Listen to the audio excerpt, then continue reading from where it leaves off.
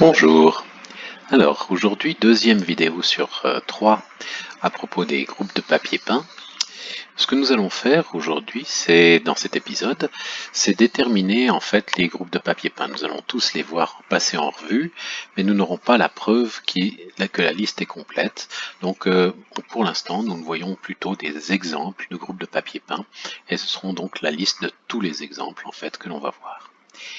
Alors, les 17 groupes de papier peint ont été classés par Fedorov et Schoenflies, surtout Fedorov, mais avec sa correspondance avec Schoenflies, ils ont réussi en fait à aussi en même temps classifier les groupes cristallographiques en dimension 3, et grâce à ça, à prouver que la liste des 17 groupes de papier peint était complète. Alors, il y a eu de nombreux autres contributeurs, ça a été un grand travail de longue haleine. Vous pouvez aller voir l'article Wikipédia par exemple sur le sujet. Donc la première classification contenait quelques erreurs et c'est dans leur correspondance qu'ils ont réussi à corriger donc cette première classification. Et la liste complète, donc on peut la justifier en connaissant tous les groupes 3D, mais c'est un grand travail, il faudrait connaître les 230 groupes. Et du coup, on va essayer de trouver dans la troisième vidéo un autre moyen, il y a un autre moyen pour les classer. Alors, déterminer les groupes de papier peint, je répète quelque chose que j'ai déjà dit, ce n'est pas déterminer vraiment les groupes, mais les actions en fait de ces groupes sur le plan. Il y a moins de groupes en fait que d'actions. Et en tant qu'isométrie, vraiment, si on regarde les groupes d'isométrie, il y en a une infinité en tant que tel. Si on différencie les isométries, simplement les translations, par exemple, on n'a qu'à modifier la longueur des translations et on obtient une infinité de groupes possibles. Donc il faut bien s'entendre sur ce qu'on entend par déterminer les groupes de papier peint. Ce sont déterminer les actions ou déterminer les groupes à conjugaison par des affinités près. Mais si on regarde à isomorphisme près, alors il n'y a plus que 10 groupes. Donc, comme mentionné précédemment, la méthode que l'on va utiliser, c'est déterminer d'abord l'ordre maximal de rotation, les types de réseaux, et puis ajouter des miroirs et des glissements, en essayant de ne pas contredire l'ordre maximal de rotation. Ces étapes, on peut les visualiser grâce à des dessins, surtout à la cellule primitive, en montrant à quoi ressemble la cellule primitive, ses centres de rotation, ses symétries, ses glissements. Et par exemple, un objet asymétrique, par exemple F, on utilise très souvent la lettre F pour ça justement, va nous montrer l'action du groupe sur cette cellule primitive. Alors, les illustrations que je vais utiliser ont été faites par Martin von Gagern, qui est un docteur maintenant en mathématiques et qui s'est occupé des groupes de papier peint hyperboliques, qui sont un autre sujet assez complexe aussi, beaucoup plus complexe en fait, même si on verra dans la troisième vidéo, il y a moyen de faire quelque chose. Donc ces belles illustrations réutilisent les notations classiques pour les groupes, pour le domaine fondamental, pour la cellule primitive. Les notations sont classiques, donc pour d'autres auteurs, vous ne serez pas dépaysés. Il y a parfois quelques petites différences, mais pas grand-chose.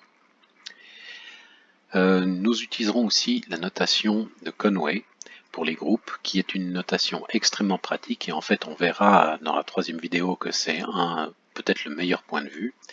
La notation de Conway, c'est la suivante, un groupe, on va le noter avec une chaîne de caractères. Alors s'il y a un rond comme ceci qu'on appelle une poignée, ceci s'appelle une poignée. S'il y a une poignée, alors nous avons dans ce cas aucune rotation, aucun miroir, aucun glissement. Donc que des translations. La petite croix ici, je sais plus la petite croix ici qui est un miracle, c'est un glissement non banal. Ça dénote un glissement non banal dans le groupe, c'est-à-dire un glissement qui n'est pas engendré par des miroirs et des rotations. Cette étoile-là, qui est une merveille, désigne la présence d'un miroir.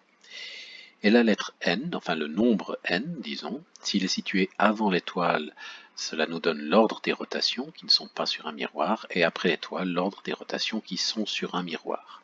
Et on ne désigne qu'un seul miroir ou glissement ou rotation par orbite, donc de miroir, glissement ou rotation. Donc on ne répète pas les choses. Hein. Si une cellule fondamentale a deux, disons, deux centres, ces centres sont dans la même orbite, il n'est mentionné qu'une seule fois. Alors, pour un ordre maximal de rotation égal à 1, nous avons bien sûr le groupe P1, c'est-à-dire juste les translations, et donc la cellule fondamentale, c'est tout le domaine fondamental, il est simplement répété dans tout le plan par translation. Donc celui-là, il n'est pas très difficile, nous allons maintenant essayer de le décorer tout en gardant la propriété de ne pas avoir de centre. Alors, pour ajouter des miroirs, hein, le réseau à ce moment-là doit être rectangulaire ou rhombique. Hein. Si on n'a pas une symétrie, s'il n'y a pas de symétrie au sein de la cellule principale, la cellule primitive, on n'a pas d'espoir de pouvoir ajouter des symétries. Donc, dans le cas où on essaye d'ajouter des glissements, c'est possible. C'est le groupe PGG, et on a deux orbites de glissement qui sont ici. Voilà, ici, cette orbite-là, qui est la même que celle-ci, ça c'est une seule orbite de glissement, puis ça c'est une autre orbite de glissement. Forcément que les glissements doivent être parallèles, nous n'avons pas le choix, sinon ça créerait des centres de rotation. Maintenant, si on ajoute des miroirs et pas de glissement, c'est possible aussi. Ça c'est assez simple, c'est le groupe PM, il est assez facile à imaginer. Là aussi, il y a deux orbites de miroirs qui sont parallèles. Si on suppose un instant, pour les glissements ou les miroirs, si on suppose un instant qu'il n'y a qu'un seul miroir ou qu'un seul glissement, automatiquement on en obtient un deuxième. Bon. Ensuite, à cause des translations. Ensuite, si on essaye d'ajouter à la fois un glissement et un miroir. Alors ceci n'est pas possible dans un réseau rectangulaire, il nous faut un réseau rhombique. Et puis donc ça signifie en fait que les axes de symétrie, les axes principaux du réseau, de la cellule, ne sont pas des axes de symétrie. Sans ça, on engendrerait plus, on aurait des centres de rotation qui apparaîtraient. Donc la cellule ici, ou aussi on aurait le glissement qui deviendrait un glissement banal, etc. Donc si on a un glissement qui deviendrait un miroir. Donc si on a un glissement et un miroir, c'est possible dans la cellule, dans une cellule rhombique, dans un réseau rhombique, et donc ça suit cette forme qui est ici. Voilà. Donc là, on a fait le tour de ce qui se passe lorsqu'on a au maximum, lorsqu'on n'a pas de centre de rotation. Alors passons à présent à un ordre maximal de rotation 2. Alors, à la base, hein, si on a vraiment des centres de rotation 2, on obtient ici 4 orbites de 2 centres qui sont possibles. On ne peut pas en avoir moins parce que sinon on en crée à l'aide des translations. Donc dès qu'on ajoute un 2 centres, on crée automatiquement 4 orbites de 2 centres s'il n'y a que ça. S'il n'y a pas d'autres isométries pour identifier les deux centres entre eux, on obtient ceci. C'est le groupe P2. Alors maintenant décorons un peu P2.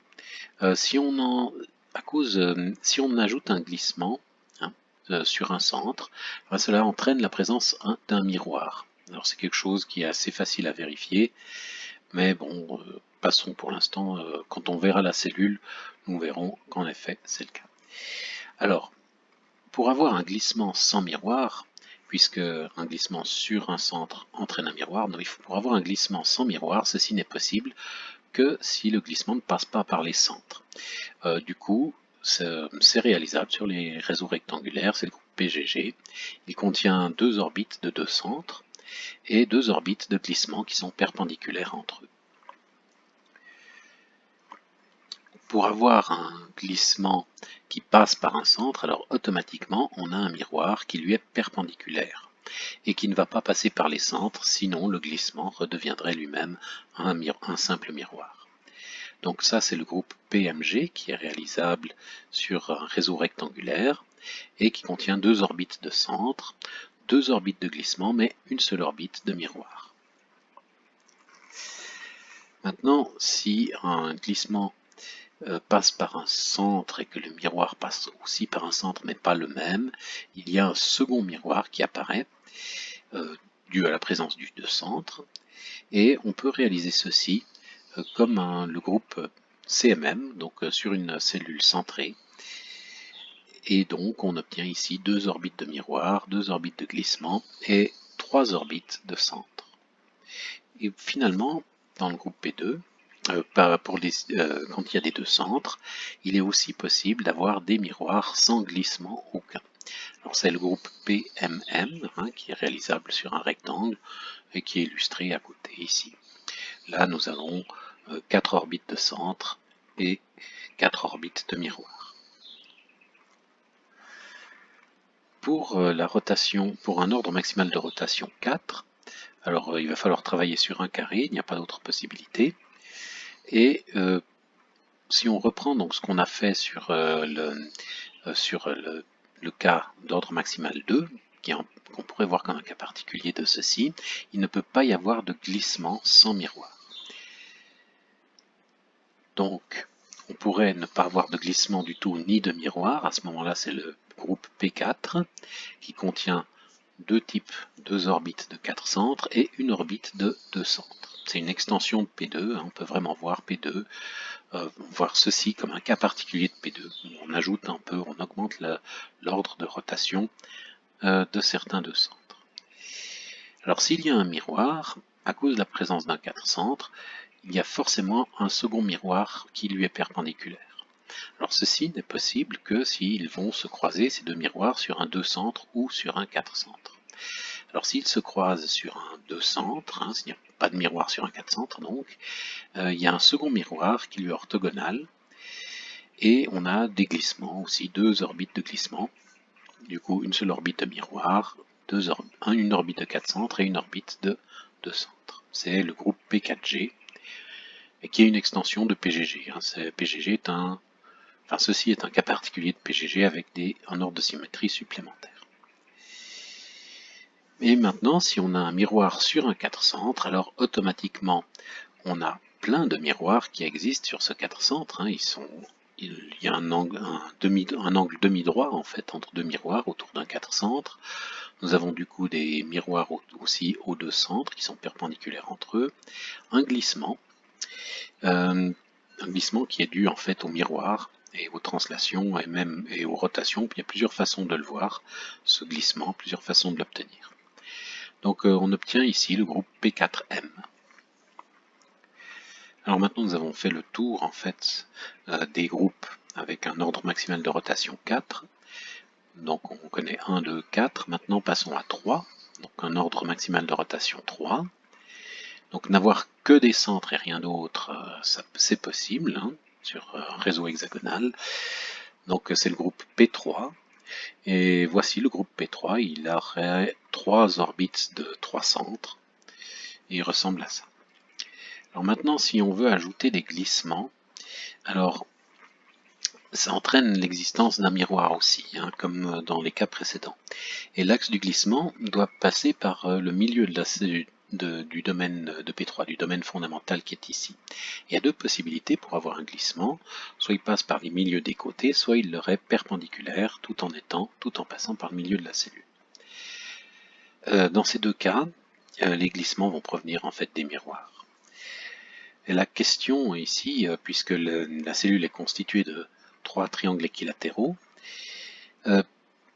pour obtenir un miroir, soit il faut être une symétrie entre les deux triangles équilatéraux, soit il faut être une symétrie interne au triangle équilatéral. Donc on obtiendra deux possibilités. Donc si on a un miroir entre les deux triangles équilatéraux, c'est le groupe P3-1M, qui est constitué de deux types de 3 centres, d'une seule orbite de miroir et d'une seule orbite de glissement. Et par contre, si on a un axe de symétrie interne à un triangle équilatéral, du coup, il y a 3 autres axes, mais qui sont tous dans la même orbite, et on obtient ici 3 orbites donc de centre, une seule orbite de miroir et une seule orbite de glissement. Finalement, on arrive à l'ordre 6, qui est le dernier qu'on n'a pas encore abordé, et bien sûr, ça vont être des extensions de ceci. Alors, pour arriver à l'ordre 6, bien sûr, à cause de l'ordre 6, il y a automatiquement des centres d'ordre 3 et d'ordre 2. Donc il y a à la fois des 3 centres et des 2 centres. Quand il n'y a que des centres de rotation, et pas de miroir ou de glissement, à ce moment-là, on obtient cette configuration-là où on a une seule orbite de 2 centres, une seule orbite de 3 centres, une seule orbite de 6 centres. Maintenant, si on ajoute ne serait-ce qu'un miroir ou un glissement, automatiquement, on ajoute en fait toutes les symétries possibles. Et on obtient P6M, qui est donc ceci avec deux orbites de glissement, deux orbites de miroir, une orbite de 3 centres, une orbite de 2 centres, une orbite de 6 centres. Et voilà, donc on a fait le tour en gros de ce qu'on peut en fait ajouter comme isométrie à un réseau. On se retrouve dans un de ces cas de figure. Donc en résumé, nous avons obtenu 17 cas possibles. Mais il reste on peut voir d'ailleurs ces 17 cas, on peut les retrouver si on prend un dessin quelconque, périodique. Donc si on prend un motif de papier peint, on peut s'amuser à appliquer un algorithme pour retrouver le groupe, et donc le type de papier peint. Alors l'algorithme est dû à Brian Sanderson, celui-ci. Il y en a d'autres qui existent, il y en a je crois 3 autres à ma connaissance. Celui-ci à mon avis est le plus facile à utiliser, mais ce n'est qu'un avis. Alors la première chose à faire, c'est déterminer l'ordre maximal de rotation. 1, 2, 4, 3 ou 6. Donc, première chose, donc, on détermine cet ordre de rotation. Il y a 6 possibilités. Il y a 5 possibilités ici. Ensuite, dans l'ordre 1, existe-t-il un miroir? Oui ou non? Alors si non, existe-t-il un glissement? Non, alors c'est P1, oui, c'est PG. Existe-t-il un glissement? S'il y a un miroir et un glissement, et pas de glissement, c'est PM. Un miroir et un glissement, c'est CM. Pour l'ordre 2, celui-là est un tout petit peu plus compliqué. Existe-t-il un glissement? Non, c'est P2, donc il n'y a ni miroir ni glissement ici. Un miroir, pas de miroir, un glissement, PGG. Un miroir, pas de glissement, c'est PMM. Un miroir et un glissement. À ce moment-là, il faut se poser une autre question. Est-ce que le miroir passe par un centre de rotation? Alors si ce n'est pas le cas, c'est PMG, et si c'est le cas, c'est CMM. Donc le fait que le miroir passe par un centre de rotation, ça engendre en fait d'autres miroirs. C'est pour ça que cette question est importante. Elle ne se posait pas dans le cas de P1 parce qu'il n'y avait pas de centre, mais ici ça commence à devenir important. Pour l'ordre 4, bon, s'il n'y a pas de miroir, c'est P4. On a vu qu'un miroir ne pouvait pas exister, un glissement ne pouvait pas exister sans miroir dans ce cas-là. Donc P4. Et s'il y a un miroir, existe-t-il un centre qui n'est pas sur un miroir? Donc est-ce qu'il y a un centre en dehors? Et ça permet de discriminer entre P4M et P4G. Pour l'ordre 3, s'il n'y a pas de miroir, c'est P3. S'il y a un miroir, alors la question est de savoir, c'est la même question en fait, existe-t-il un centre qui n'est pas sur un miroir? Et ça permet de discriminer entre ces deux groupes, entre P3M1 et P3M. Et finalement, pour l'ordre 6, alors là la question est très simple, existe-t-il un miroir? Sinon, c'est P6, si oui, c'est P6M. Voilà, donc on obtient ici un algorithme pour distinguer entre les 17 groupes cristallographiques. Le problème, c'est qu'on n'a pas encore montré que cette liste était complète. Et c'est donc l'objet de la prochaine vidéo, de la troisième partie, donc troisième et dernière partie sur ces groupes de papier peint. Et il y aurait beaucoup à en dire, on peut généraliser tout ce qu'on a fait, on peut le généraliser donc en dimension 3, en d'autres dimensions, et obtenir ainsi donc les 230 groupes cristallographiques. Mais c'est une bonne base déjà pour comprendre comment ça marche. Voilà, à tout bientôt. Je vous reparlerai donc lors de la troisième vidéo. À bientôt.